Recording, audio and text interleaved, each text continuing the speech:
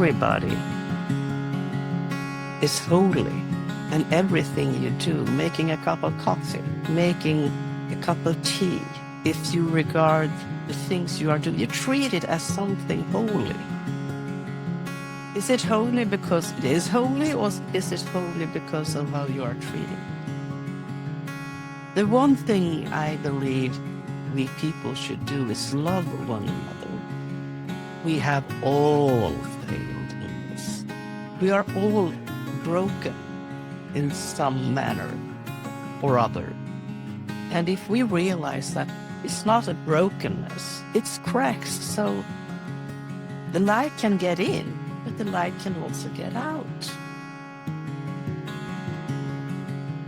The boundaries of the universe is my last boundary. I let loose all my playfulness, and I dare to live my passion to the fullest.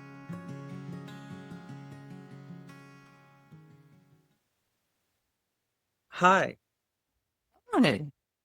You're having an excellent background. I enjoy looking at the trees and the leaves that I can see in the reflection. More to come there. I'm still adjusting the light, getting used to the light in the yard here, where I'm streaming in from here in San Francisco. So this will probably change. But maybe that's a good place to start, Omon. Whereabouts are you in the universe?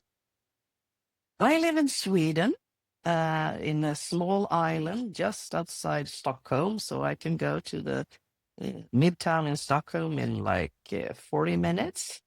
And Stockholm is, well, compared to the States, it's not a big city, but it's one of the major cities in Sweden.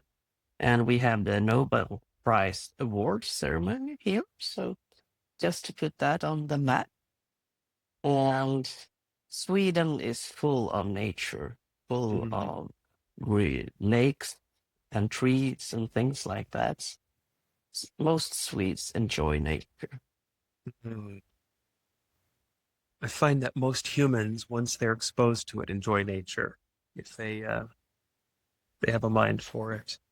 It's I wonderful think that my son would disagree because he was attacked by mosquitoes when he was a small child.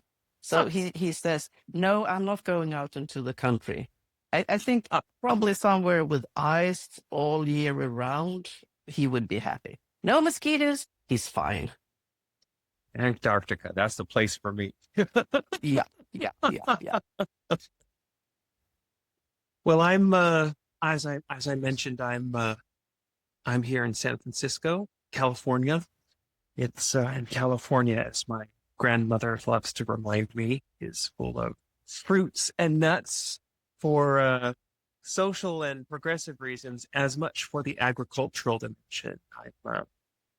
I hail from the Central Valley, which is agricultural land, and made my way to San Francisco, which is a city that I learned was big enough for me to be a good challenge, unlike New York or something even bigger, but small enough for me to know well. So I've been here for about, coming 15 years. And It sounds amazing. I think I will have to put San Francisco my places to go to and visit. No, that. well, I tell you where, and this may be a good segue for why I'm interested in your work and what you do in the world. I'm very, I realize I'm very much informed by a sort of call to ministry that mirrors what I learned from my grandfather, who reared me. After he left, I think after he left the Navy, he joined seminary, but left. I don't know the whole story, but his ministry continued as a field foreman. And he would take me to mass and take me out into the fields. And I just spent a lot of time with him. And so those not his sermons, but his teachings, I call it his ministry, his words and his guidance just inform what I do. Folks often mistake me for a therapist, which I'm not, or I've been called preachy, but I'm not a preacher.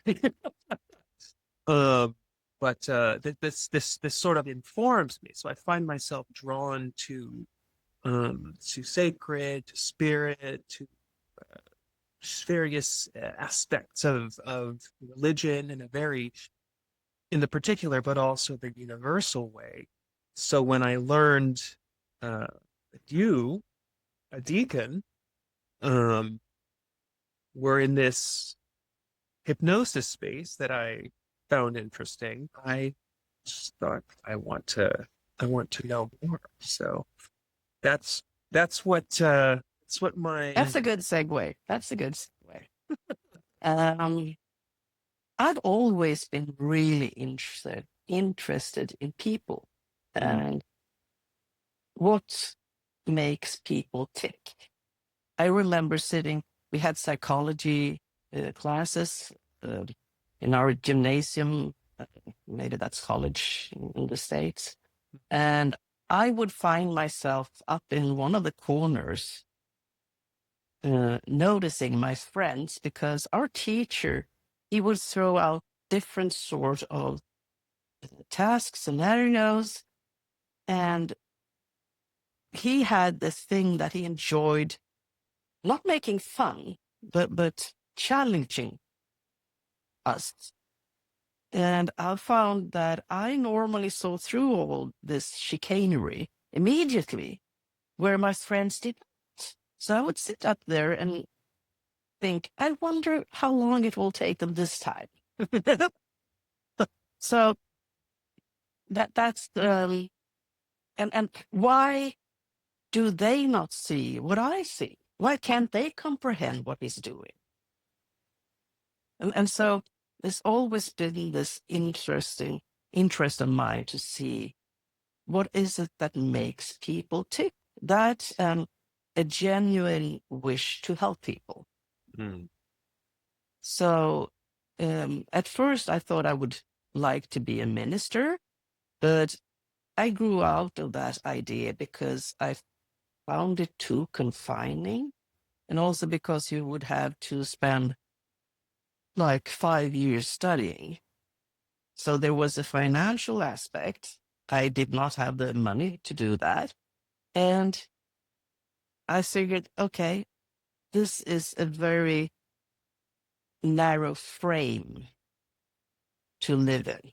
And so I just left this particular thought to the side. And fast forward a lot of years, I had gotten married, we had a kid, and I was working for a company who sold adult education. And we had like the whole of Stockholm to cater to, and I was one of 5 persons. And to answer like that many people, so I got burned out.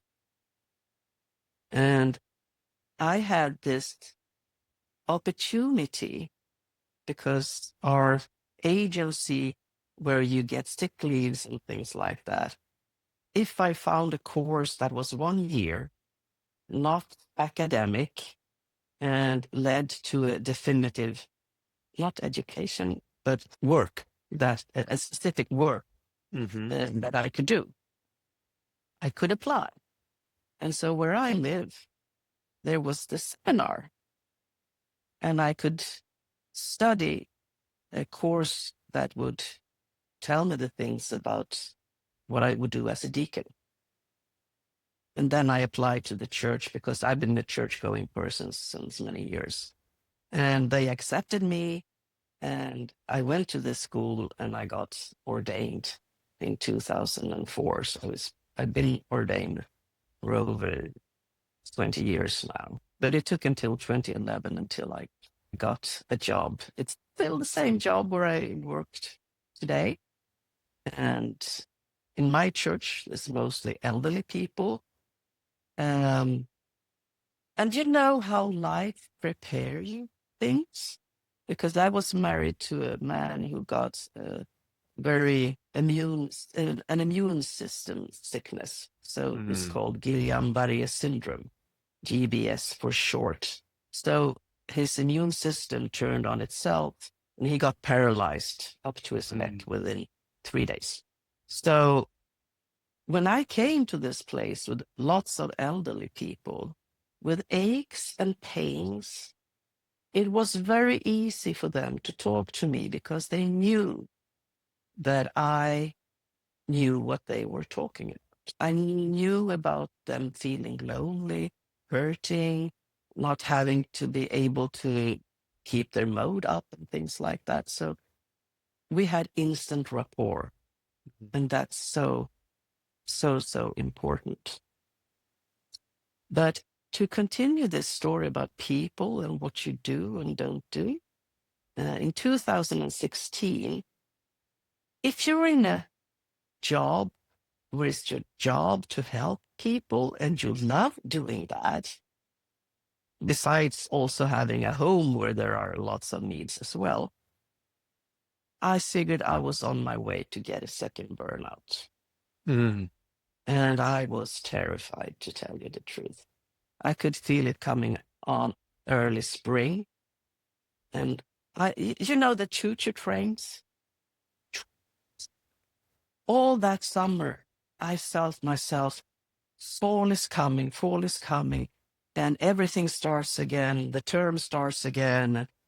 What shall I do? What shall I do? How shall I cope? How shall I cope? I can't cope. You know that's rhythm? And I passed a sidewalk where there was an ad. And I saw it and it said something about hypnotherapy. But it was like 1,000 crowns. And I just said, that's not possible. And then a few weeks later, I got, you know, what you say when you get the discount, just like 99 crowns. And I figured, okay, this is a bit off my usual chart. But with that price, and I've always been really curious about hypnosis, I figured, okay, if this is a total wacko, I'll just stand up and walk out of the place because I know I have that strength in me. And so I went there and he did a lovely hypnosis. I went back to him 3 times and he also had some really great NLP techniques. So he put those together. And suddenly within 6 weeks, he turned this situation around 180. I was no longer on the verge of burnout. I felt empowered. I felt like, oh, somebody handed me the map of the territory. Why has nobody, as long as I have lived, never ever given me the map for something? And that was my journey into the never-linguistic programming. So that it was so profound. It was undiscussable. It was, you know when you know. And so the next year in 2017, I took the NLP practitioner, and it was a lot of money for me. But I figured, okay, I could pay a little at a time. And then they said, well, we're only giving the master course in this every 3 or 4th year because they want to get enough people to go that. I thought long and hard for 2 weeks, going, this is another rather a lot of money to pay. But what says that I will be able to do this in 5 years? And what says that these 2 who were my teachers, they're really excellent, really, really different. But that was one of the things that made it so excellent. what says that they will do this? And when you take a plunge for something, so I figured, okay, I'm going to go for that as well, which I did. And I'm happy to say we were 6 students. So that in itself, I thought it was really marvelous, because how often do you have that kind of attention?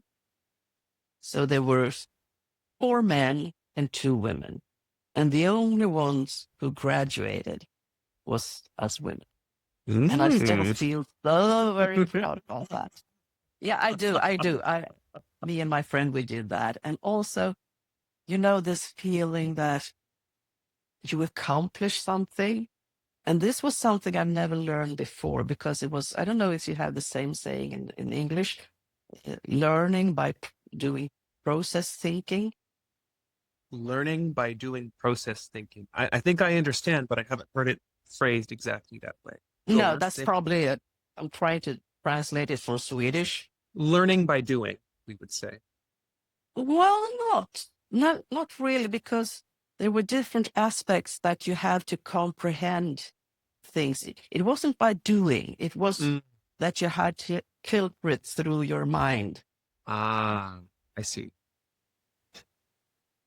There's definitely a method to it. Yeah. So we were doing this, and the last weekend when we were doing all our testing and things, my teacher called me and said, well, if you don't change one of the things in your process that I was supposed to give, you will not pass. And you go, okay, this is 12 o'clock. I'm supposed to be there at 6 o'clock. And I go, but I found the language, so I changed it. And then during my presentation, we had some costumes and things. I realized before, I forgot half of my costume at a friend's place where I was staying.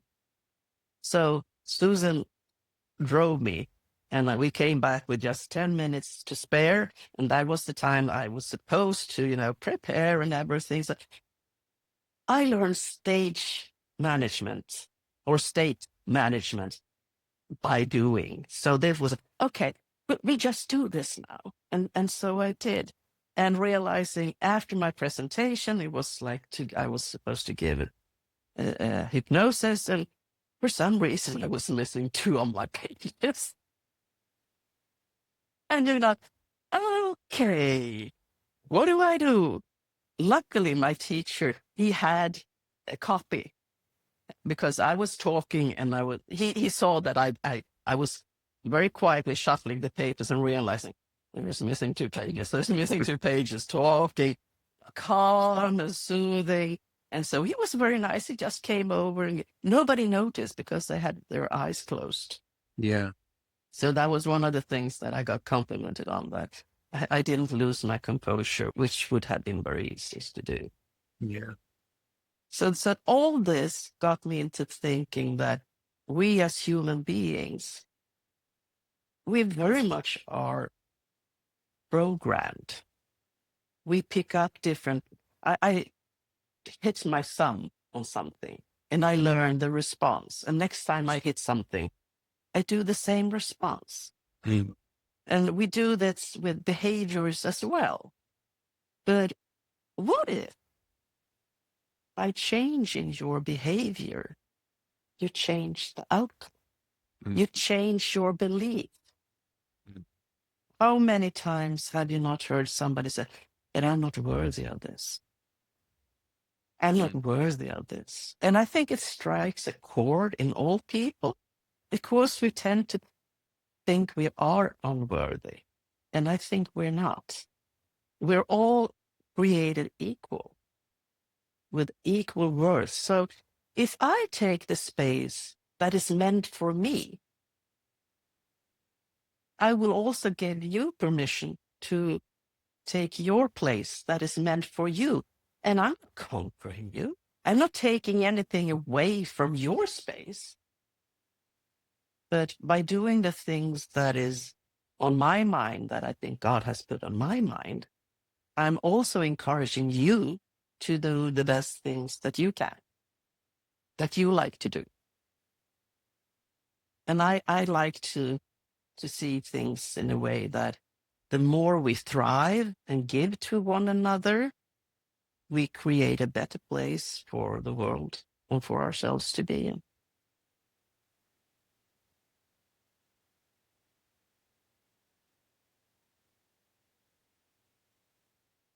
So many threads to pull on in what you shared.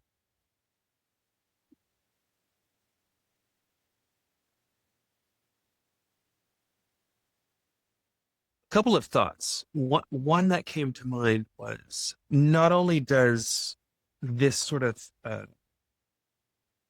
don't know if it's attitude or stance or approach to being and living and doing, seems so appealing and attractive to me. It also seems quite necessary in this world. And in terms of programming, in terms of belief, in terms of taking up space, in terms of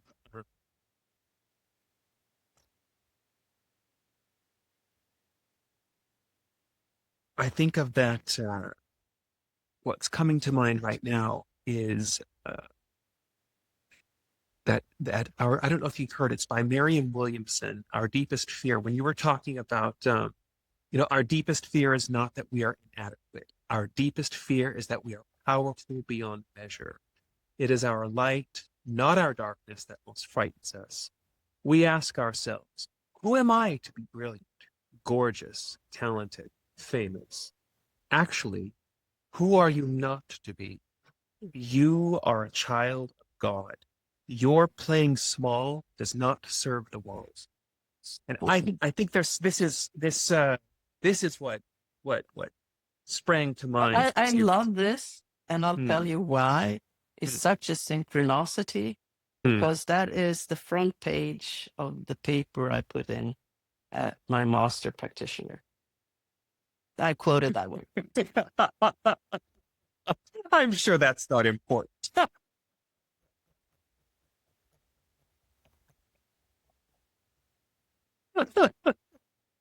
That's interesting.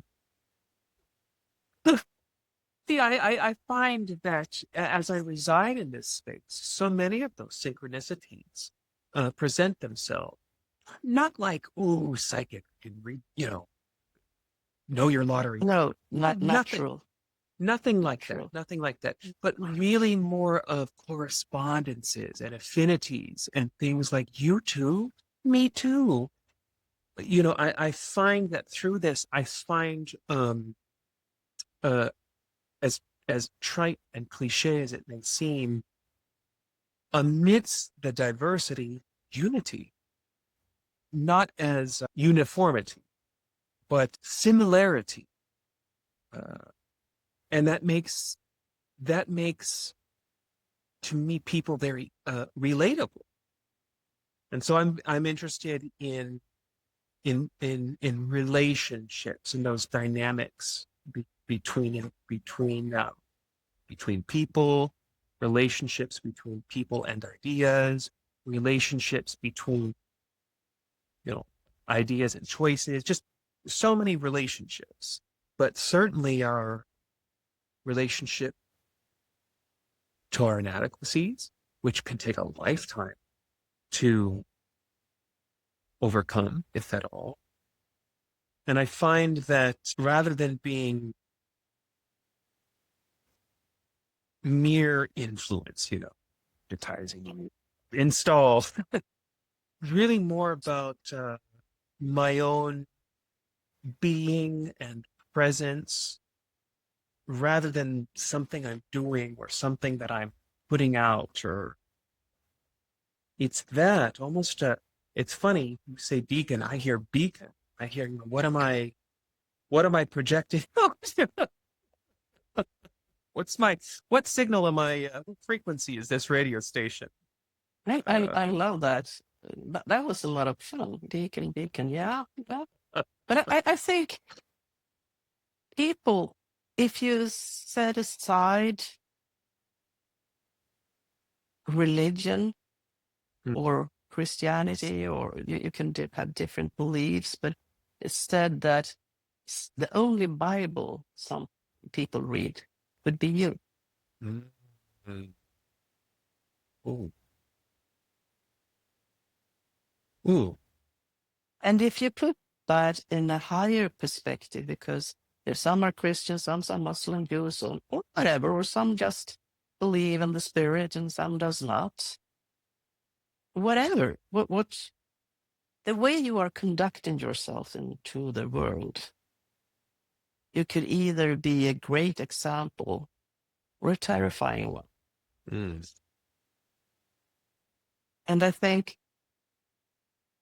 especially if you consider yourself a light worker in some sort of way, it's very natural that you would like the light that you carry, you want to give it to other people.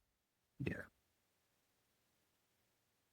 And I think, therefore, that this quote that you may be the only Bible somebody reads, it puts another spin on things. And if you, Einstein, you can either treat everything as something ordinary or everything as something exceptional. And what if you take that another step?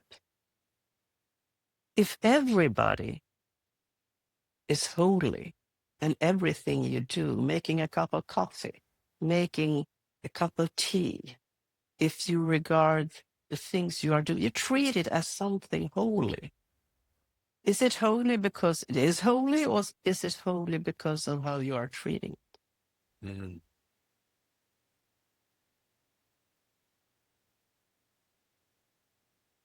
Mm.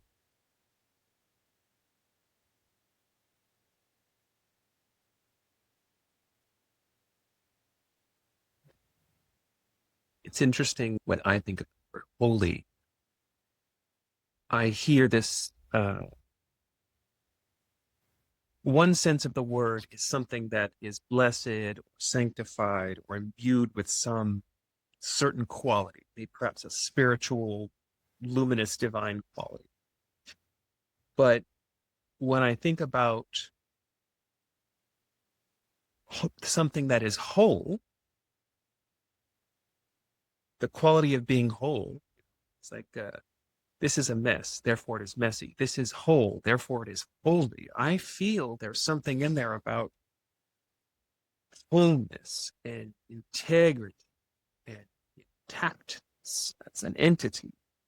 So that which is holy is complete. And I feel that there's something in that word because another, I guess it's a homophone. A whole is also an empty space, right? But Mhm. but it's beyond wordplay. I think there's something in that representation for me that is paradoxical. Perhaps a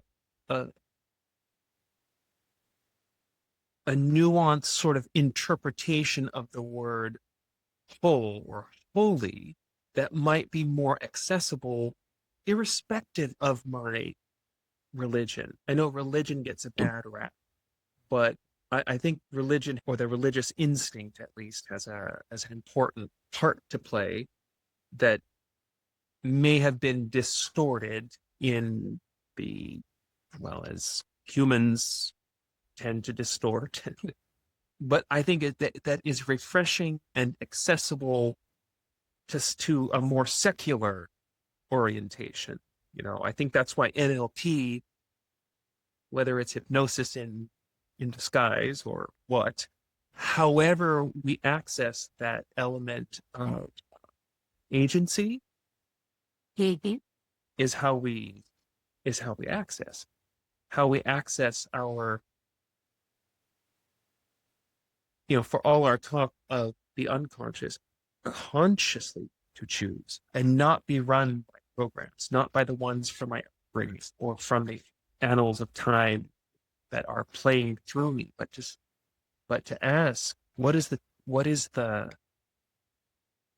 choice? I think it was Louise Hay who said the point of power is in the now.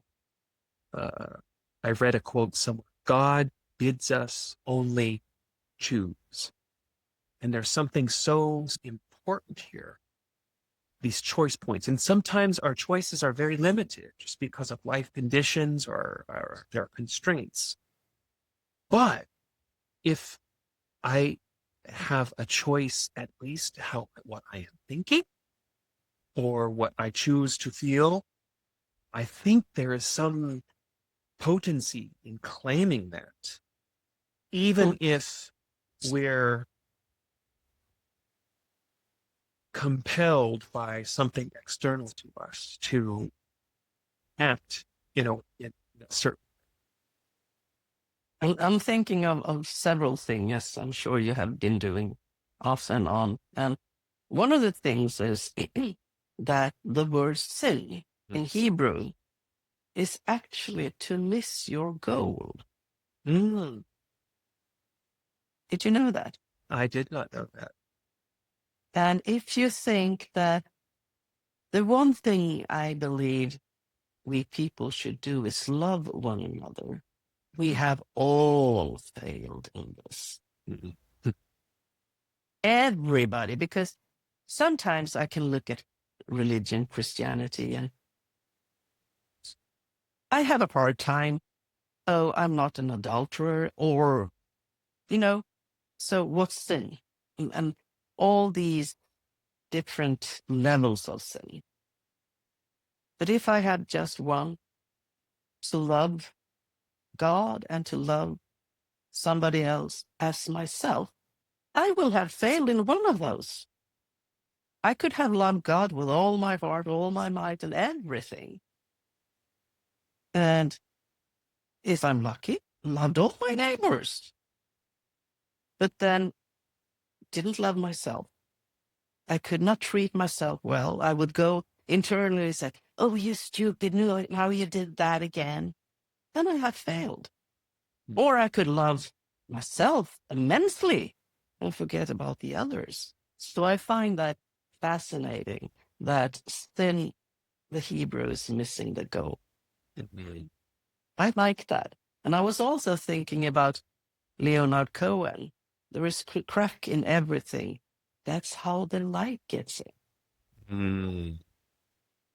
And I love that. In Japan, there is a special art form. I can see you have read about this or seen it. Gitsu, where you take a beloved cup or something and it breaks and you put it together with gold to really make it stand out where it was broken. And I love this quote, and I think it could possibly be Hemingway that said it the first time, and then Leonard Cohen made a song. I'm unsure about this, but I love the quote either way because it's fundamental. It's about being who we are and evolving and finding our ways. And concerning NLP, we can't see what we don't see. So living day by day and realizing, okay, is there another way to do this? Can I do something else? Or is this behavior serving me? We are all broken in some manner or other. And if we realize that it's not a brokenness, it's cracks, so the light can get in, but the light can also get out. And I love that because it's not about being perfect or the best or whatever. I can change if I so wish. I also very often think about us as onions. You have the outer layer and you work with yourself and you're diligent and you take that away and you're so happy and you figure, now it's great. And something happens and you realize, oh, here comes another layer. And I think that's something we have to get used to, that is going to be our entire lives. There is always new layers, new things to learn or unlearn, because some behaviors are very well unlearned, instead of keeping them hugging our problems and saying, I'm never going to change. Never going to do this. I can never do this. Of course, if you talk yourself into it that you can't do it, the likelihood that you can't do it is really great. Yeah.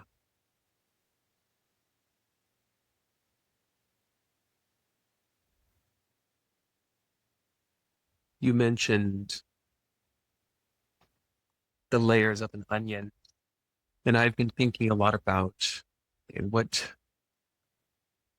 what kind of edible thing is metaphorically appropriate for how I am thinking these days. And I've been thinking a lot about mushrooms and mycelium and rhizomes.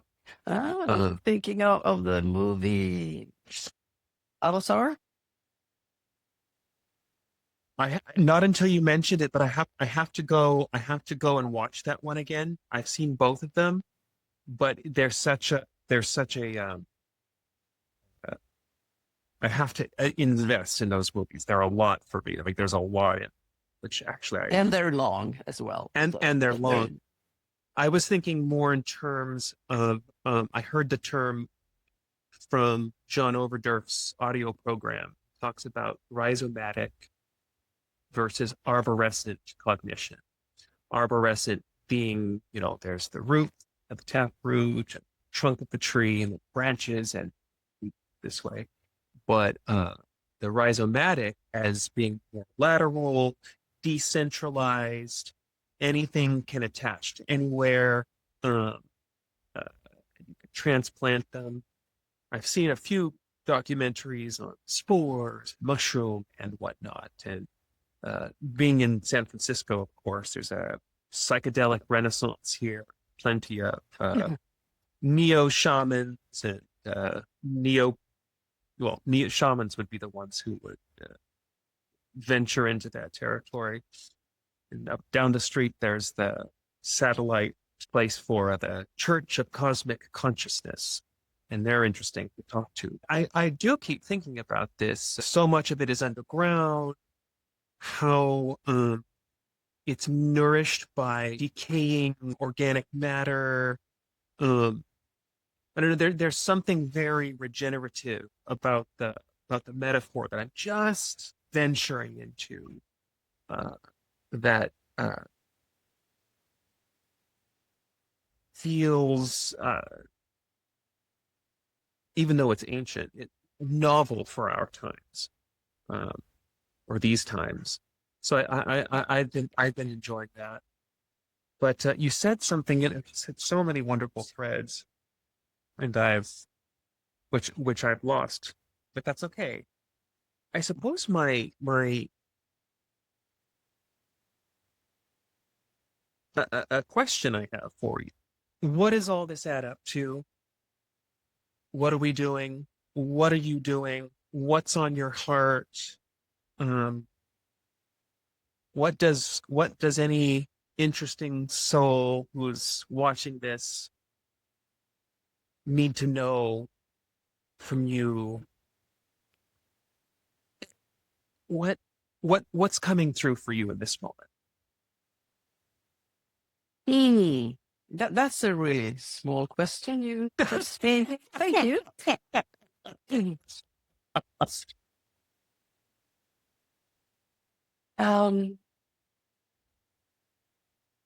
What I would like to give, or give away rather, is for anyone who hears this to live life to its fullest, with compassion and being driven by the things you love and enjoy. The quote I got, I'll translate it. It's: the boundaries of the universe is my last boundary. I let loose all my playfulness, and I dare to live my passion to the fullest.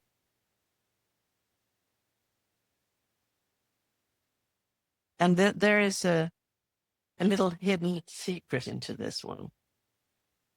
I think the universe is round and expanding. There are no boundaries.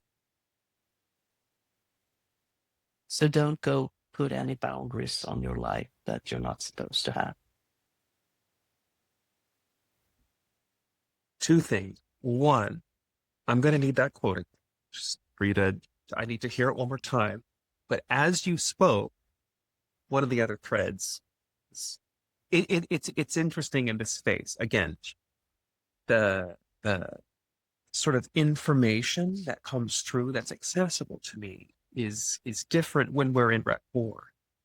And so a thread that I lost that I had intended just, and it's completely relevant to your kind of one of the themes in your offering, in your message. But could I, well, I'll share it with you in a moment, but could I get that quote again? It's such good medicine to me.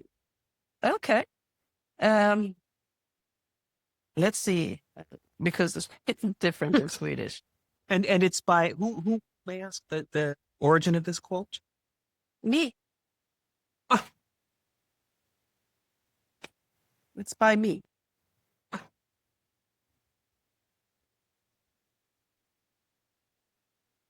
It's when I needed to find something to hang up my life and what I wanted to do. So I worked on this a little bit. I think I translated like this. The boundaries of the universe is my furthest boundaries. I let loose my playfulness and dare to share my passion to the fullest. Dare to live my passion to the fullest. I think you need to probably listen to it again. May I hear it in your native tongue as you read it? Absolutely. Because the vibration, how it lands on the ear, is different on. Mm-hmm. So in Swedish it goes like this. Universums gräns är min yttersta gräns. Jag släpper lös min lekfullhet och vågar leva min passion fullt ut.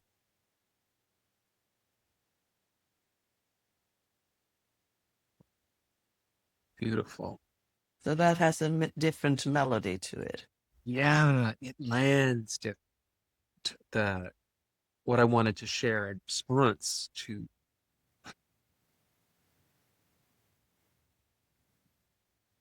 all of that are two things. One is a quote that I learned from a woman who's transitioned, but I was blessed and privileged enough to work for about 2 months in some writing circles, sacred writing circles, where we bring our writing forward, receive comment. She was what she called herself a word artist, and her name is Laurel Erica. And I stumbled upon her somehow through this Aubrey Marcus podcast called The Secret Spells of the English Language. And what she would do was she would give words a tune up. And so she would tune these words up. And so she said, and this always stuck and feels relevant to your wonderful words. She said, the highest intention of the word beautiful is that you be you to full. Mm-hmm. And when I heard it, I found it so liberating. And I also think of a translation of a Rumi verse that said, "Do not feel small, do not feel lonely. You are the universe in ecstatic motion." Yeah. Hmm. I love that. And I'll give you another one that is by Augustinus. Hmm. Every saint has a past, and every sinner has a future.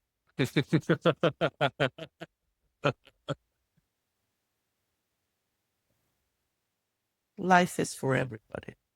That's right. That's and in light of the Hebrew meaning of the word sin, missing the mark or missing Mm-hmm. Yeah. the Missing the mark is probably better than missing the goal, missing the mark.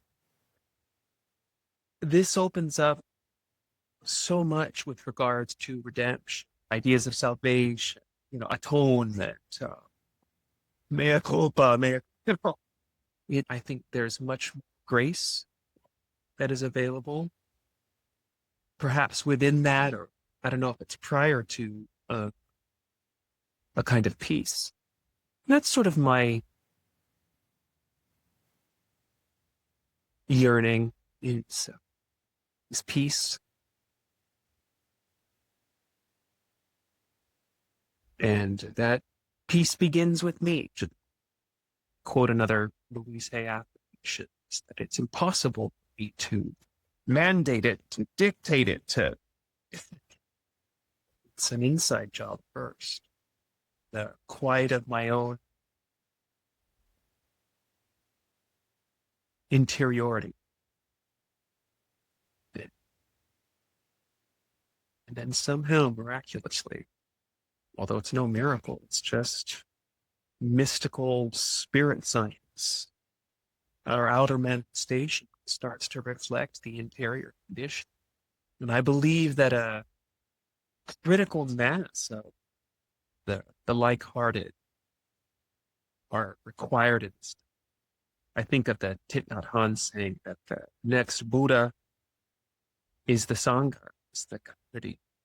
And I sense that this is true, that as we link arms across the globe, across the astral plane.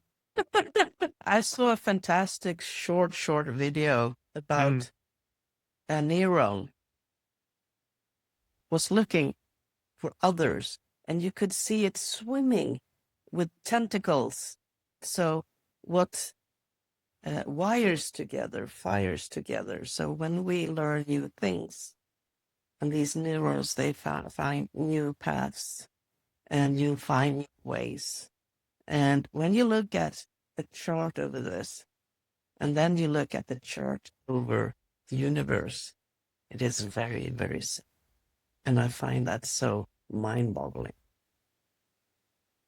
You look up at the sky and you feel, I am insignificant in the best possible way, not put down, but in awe of everything that is around us.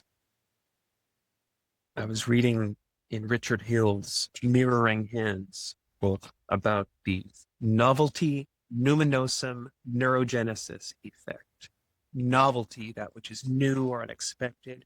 Numinosum, that which inspires awe, wonder, or which I sense in the presence of what is transcendent or divine. And neurogenesis, of course, is that mechanism of healing inside. So I find what we are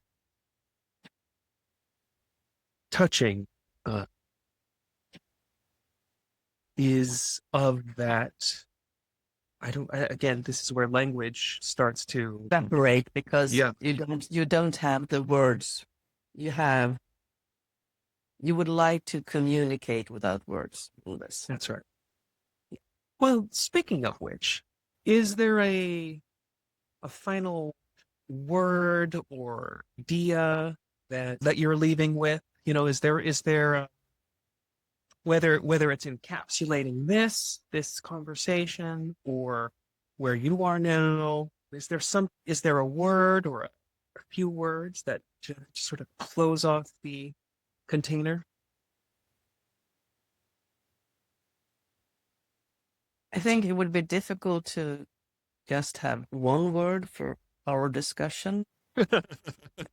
If I would venture to find something, it would be live life to its fullest now, Mm. in any possible mean you can. Hmm. That's- So to respond to that, there's a song from, goodness, I forgot which show. In the before times, I was in the musical theater, and there's this song called "The Best of Times Is Now." And the lyric is, "The best of times is now. What's left of summer but a faded rose?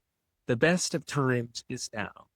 As for tomorrow, well, who knows? So hold this moment fast and live and love as hard as you know how, and make this moment last, because the best of times is now." Yeah.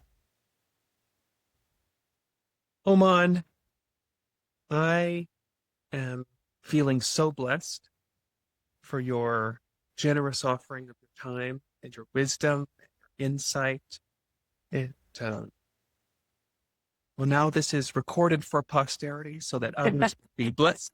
Others may be Well, blessed. I really enjoyed our talk, but as you know, I do enjoy our conversations because we tend to end up on all sorts of things, and it was really lovely to do this like this, because when we do it in the community of hypnosis that we are both, we have to not follow certain protocols, but there is a frame, and Right. now we were able to go off topic and everything, and I really enjoyed our talk.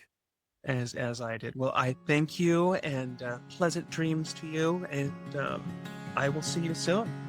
I hope so. I feel that we just opened the bottle and there is a lot more conversations, maybe not recorded, but lots of conversations to have. Many, many, many more. All right. Thank you. Thank See you. you soon. Take care. You too. Bye-bye.